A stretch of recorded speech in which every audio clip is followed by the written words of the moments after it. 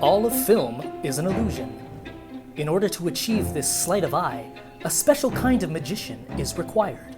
One who will put before the cameras creatures that no zoo has ever displayed, no biologist ever cataloged, no surgeon ever operated on.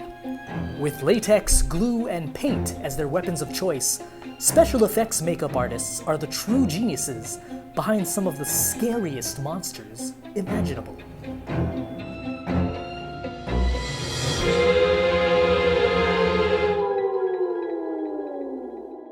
Hello friends, my guest today is a freelance makeup artist by day and a freelance makeup artist by night as well. Please welcome Jiro Manog. Jiro, nice to see your face. Now, how did you get into special effects makeup?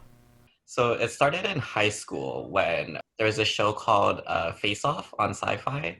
It started premiering, and then I watched the first episode, and it's all about these special effects makeup artists is going into a competition, and they just make all kinds of monsters and movie characters. So during Halloween time, I started trying to do my own makeup, face painting, and stuff like that.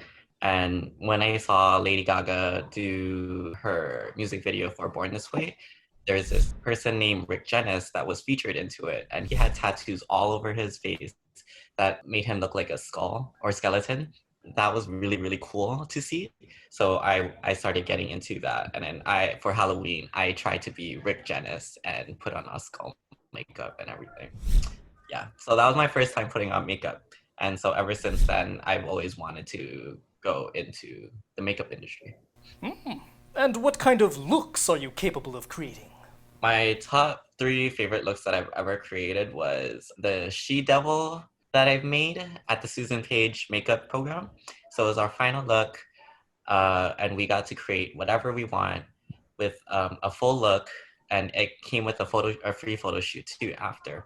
So I chose my model. Her name was Angel. It's pretty funny because her name was Angel, and I told her that I was gonna turn her into the devil.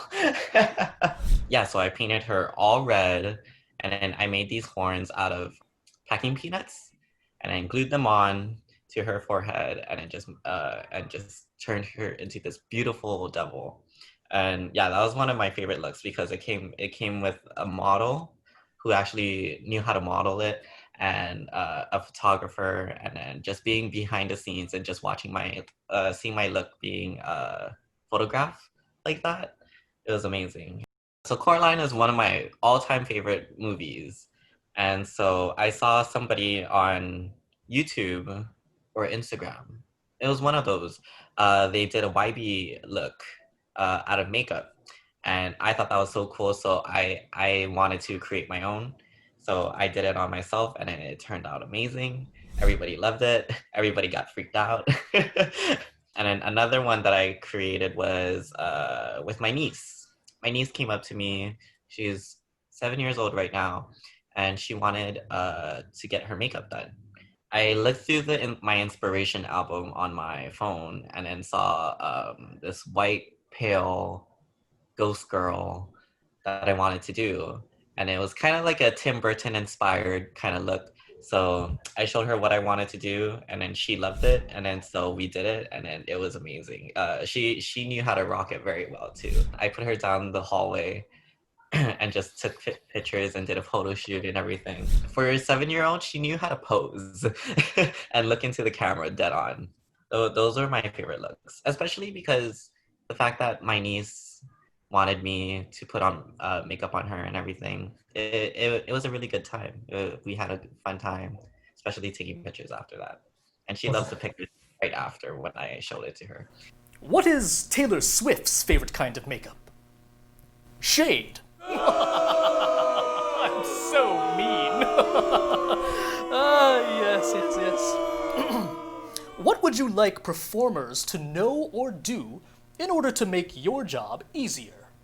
In order to make my job easier, I would like so the models, they just need to have a lot of patience and just sit still. Because for makeup, there's a lot of preparation, especially if you want to do a full look. So for example, for my She Devil makeup, that took about 2.5 hours to do. And I was very, very grateful for my model to be sitting still, and she had a lot of fun too. And then I even asked her like if she wanted to take a break from sitting down, if she wanted to stretch her legs, she can. A lot of the models or actors, they need to know that makeup takes a lot of time to put on, so it's just have patience. What kind of makeup does a sad person wear? Foundation. What is the scariest, most impressive special effects makeup you've ever seen in a movie? It would be a cross between Pan's Labyrinth and Hellboy. Yes. Hellboy has a lot of makeups on there too. And Pan's Labyrinth, there is these two characters, the Fawn and the Pale Man. The director was very impressed with the makeups because those were his creations from his thought. And for the makeup artists to actually produce it in real life, he was very, very impressed and was in love with those characters. Especially in Hellboy 2. Not Hellboy 2, but Hellboy. The their makeups are very impressive too. The main character Hellboy and Abe Sapien, especially with the contrast from red from Hellboy and blue from Abe Sapien. They just look so good together. Other movies that I want to mention is like Sweeney Todd. Johnny Depp is like a chameleon. You can transform him into anything. What kind of makeup do ghosts wear? Mascara. Oh, I kill myself sometimes. Jiro, what is your pie in the sky job?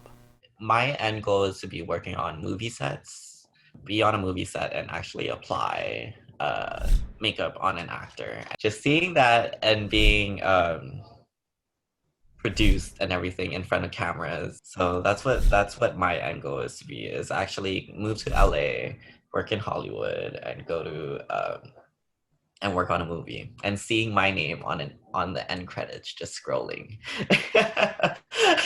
How spectacular! Jiro, thank you so much for sharing your insights. My friends, I must ghost you for now. Until next time, goodbye.